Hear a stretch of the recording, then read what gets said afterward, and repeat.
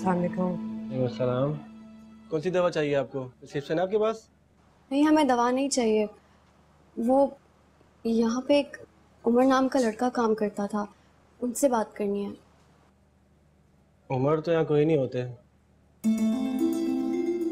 अरे यार, ये उन लड़कों की बात कर रही है शायद, जो हमसे पहले हुआ करते थे। जी वो तो अब यहाँ नहीं होते, क्योंकि स्टोर के मालिक ने उनको हटा के हमें रख लिया।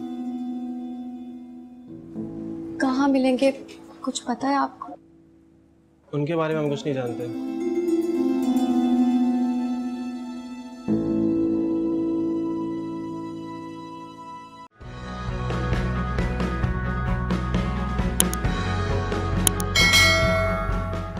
तुम्हें क्या हुआ? इस घर में कोई किसी भी वक्त इंसल्ट कर देता है। आज लाइबा ने मुझसे बहुत बदतमीजी की। तुम ठीक कह रही हो। देखा नहीं, जैसे ही मैं अंकल से बात करने लगी आंटी ने कितना बड़ा तमाशा कर दिया। इतनी इंसल्ट मुझसे ना और बर्दाश्त ही नहीं हो रहा है। मैं अभी लाइबा से जाके बात करती हूँ। नहीं एमल, बर्दाश्त करना पड़ेगा। मैं बाबा की तरह तो कोई प्यार नहीं कर सकता। अगर देखो, अंकल कोशिश तो कर रहे हैं ना। आंटी का रवैया बुरा है हमारे साथ, मगर हम अंकल की खातिर बर्दाश्त कर सकते हैं। वैसे भी हम कहाँ जाएंगे, हमारा तो कोई ठिकाना ही नहीं है। हाँ, मगर अंकल के घर का सुकून हमारी वजह से खराब तो हो रहा है ना। कहीं ना कहीं तो जाना पड़ेगा। कोई तो आसान रास्ता होगा। कौन हो तुम लोग और कहां से आए हो?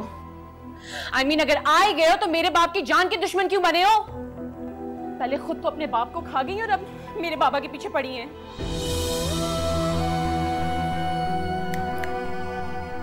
कान खोलकर सुन लो, मेरे बाबा की और सिंपैथी लेने की कोशिश ना करना। पता नहीं कहां से आ जाते हैं।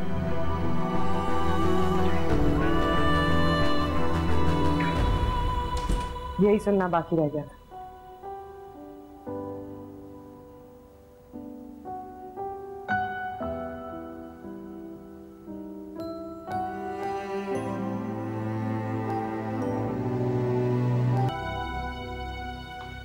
सब बर्तन खा लिए, क्या हमें आज खाना नहीं मिलेगा? इज्जत तो वैसे ही नहीं मिलती, रोटी भी बंद करती है। पता नहीं घर से कब निकालेंगे। इतने लोग बिला वजह इतनी नफरत कैसे कर लेते? हमने तो आंटी और लाइबा का कुछ नहीं बिगाड़ा, भी वो हमारी नफरत में इतना आगे बढ़ चुकी है। तो परेशान मत करो, आदत डालो। रोज रोज इसी जल्लत का सामना करना पड़े। अरे अच्छा हुआ तुम लोग यहीं मिल गई। तुम दोनों ने मुझसे कोई बात करनी थी बेटा। वो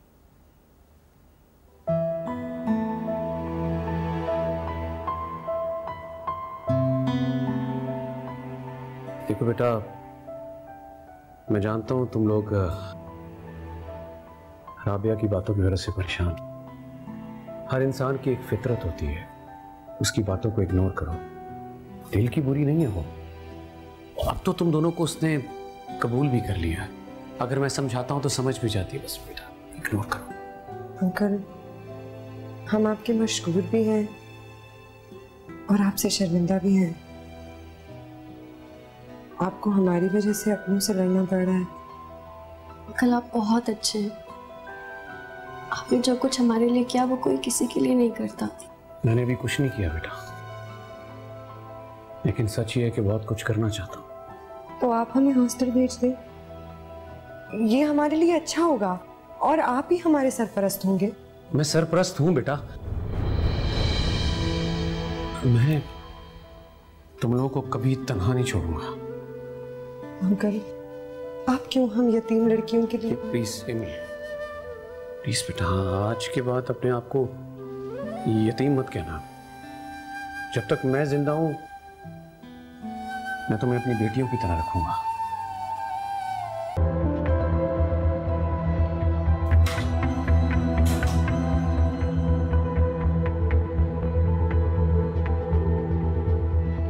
सुनो सलीना,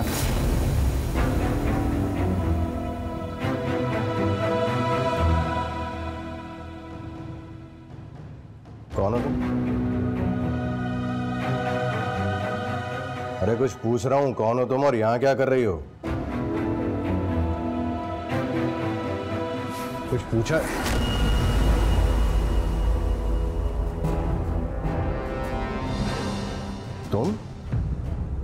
तुम यहां क्या कर रही हो? तुम्हें मालूम है मैं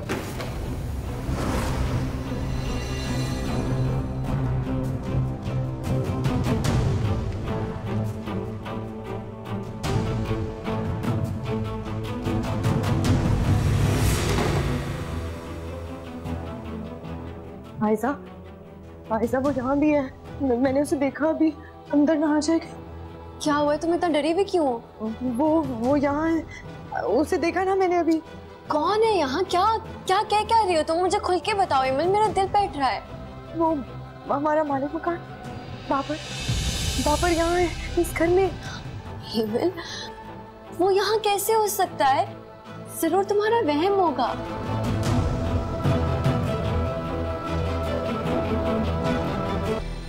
चले, अब बताएं मुझे घर में आई हुई मुसीबतों के बारे में। सच कह रही हूँ आयजा, हम यहाँ भी महफूज नहीं है। अच्छा रुको, मैं देख कर आती हूँ। नहीं तुम मत जाओ। सिर्फ देख कर आऊंगी।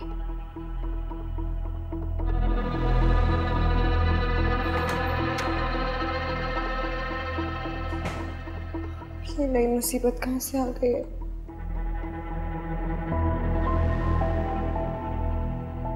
यानी कौन दोस्त था जिसका कभी जिंदगी में सुना ही नहीं और मरते हुए इतना अहम हो गया कि उसकी 2 बेटियों को उठा के घर ले आए।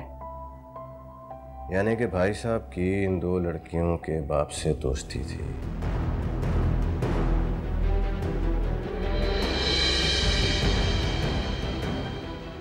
और हमें कभी पता ही नहीं चला।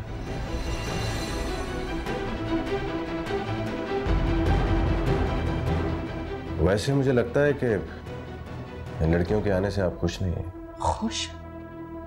मैं क्यों खुश होंगी? अगर तुम तैमूर को उन लड़कियों के लिए फिक्रमंद होता देख लो ना, तो तुम्हारा भी खून खौल जाएगा। खैर अब तुम परेशान ना हो, थक गए होगे, कल बात करते हैं। आप परेशान मत हो, लेकिन मैं अच्छे तरीके से जानता हूँ कि आप इस घर को और तैमूर भाई को हैंडल करना जानते हैं।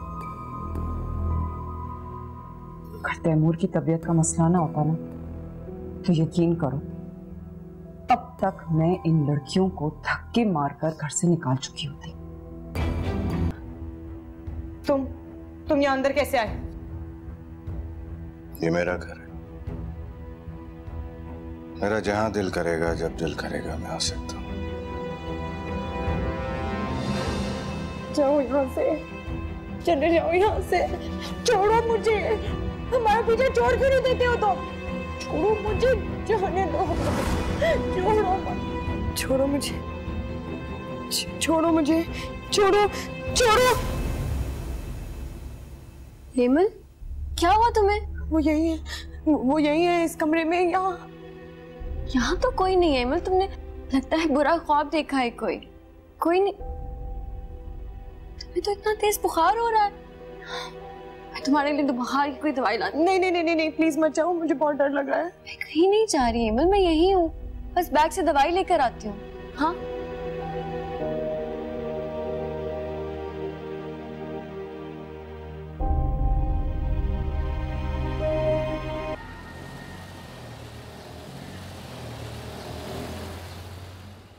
एमिलाजा, आप लोग फ्री हो जाएं तो मुझे कॉल कर देना बेटा, मैं खुद लेने आ जाऊंगा। नहीं अंकल, उसकी क्या जरूरत है, हम आ जाएंगे ना खुद से घर। आप क्या काम छोड़ के हमें लेने आएंगे? ऐसी कोई बात तो नहीं, मैं आ भी सकता हूँ, लेकिन जैसे तुम्हें बेहतर लगे बेटा। अंकल, हम जानते हैं कि आप हमारे लिए कोई भी काम छोड़ के आ सकते हैं, लेकिन आप फिक्र ना करें, मैनेज कर लेंगे, कोई कैब ले लेंगे। अच्छा चलो ठीक है, लेकिन आप लोग मुझे इन्फॉर्म कर देना जब घर पहुंचो तो। जी चलो खैर से जाओ। अल्लाह हाफिज। अल्लाह हाफिज। चीफ क्लर्क है यार, मैं तुझे बता रहा हूँ जानबूझ के इसने नंबर नहीं दिया। यार उमर जानबूझ के ऐसा क्यों करेगा? और उनके अब्बू का नंबर भी तो दिया है ना उसने। यार अब्बू के नंबर का हम क्या करेंगे? और क्या कॉलेज है, अपने स्टूडेंट्स का नंबर ही नहीं है। यार खामखा गुस्सा हो रहा है तो एक नॉर्मल सी बात है, लड़कियां बाहर जाती है तो अपने बजाय अपने अब्बू या भाई के नंबर देती हैं।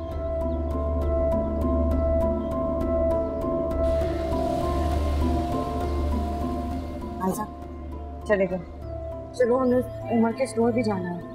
अगर उसने रहने का इंतजाम किया होगा तो वो भी जगह देखने जाना होगा। क्या होगा कि मुझे उनका नंबर मिलेगा, कैसे ढूंढूंगा, कहाँ तलाश करूंगा?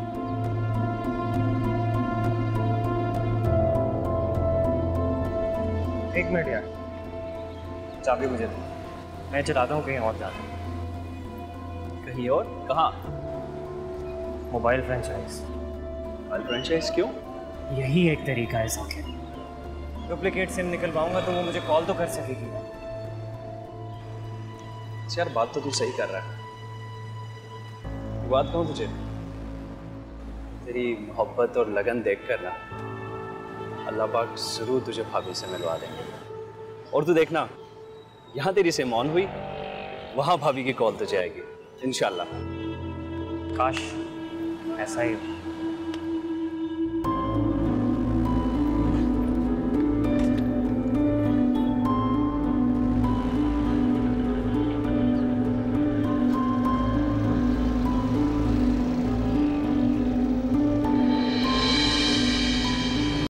Subscribe and press the bell icon to watch the latest dramas.